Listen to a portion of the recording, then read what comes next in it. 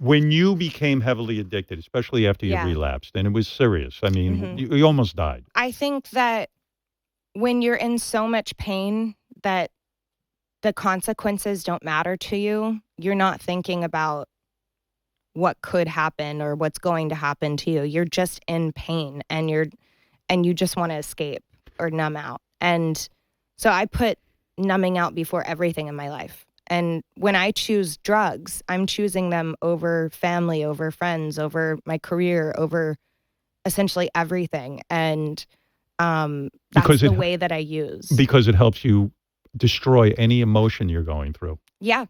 Yeah. I mean, it destroys every feeling and it takes away the bad feelings that you feel inside, all the pain, all the trauma. It all stems from unresolved work that I hadn't done with my therapist. You know what freaked me out when I was watching the documentary, and when you OD'd and they put this tube in your neck, Mm-hmm. one of the consequences was you could not see. You had such a bad overdose that it affected your vision. Yeah, so I still actually have vision problems to this day. Like I don't drive anymore because I have blind spots in my vision. So like From the overdose. Yes. And it hasn't repaired itself.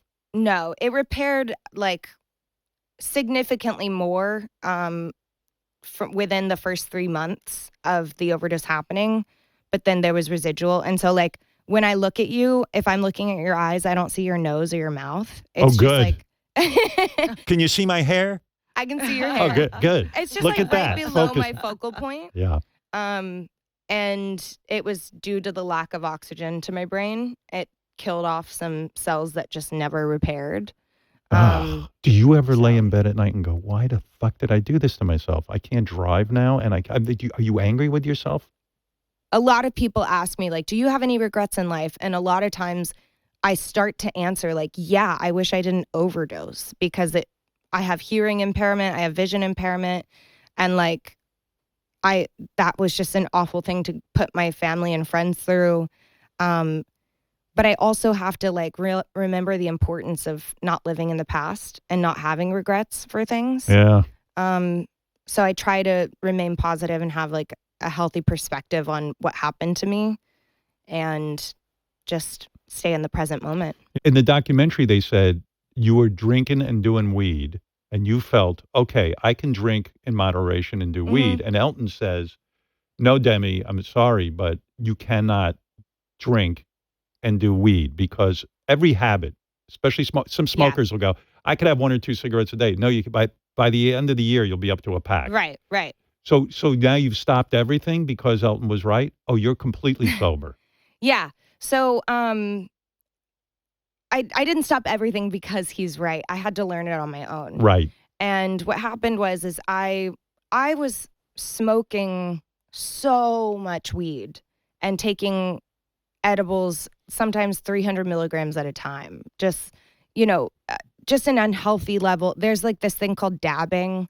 And I was dabbing from the moment I woke up to the moment I fell asleep. And all I did was replace my addiction with something that I thought was safer. Right. And it threw me into this deep depression where, I put on a bunch of weight because I was just smoking and eating and I was hiding in my room, not wanting to go outside because I didn't want anyone to see me. And I not see you because of the weight? The weight, and also just like this profound sadness that I felt because I wasn't experiencing life. What happened is I ultimately was in this walking coma where I wasn't feeling any pain, but I also wasn't feeling any joy. Right. I wasn't. Now when I laugh and have belly laughs and there's tears streaming down my face, like it feels so much more rewarding than when I would laugh while I was high. Yeah. And I don't really know why that is, but I think it's just because I'm more present.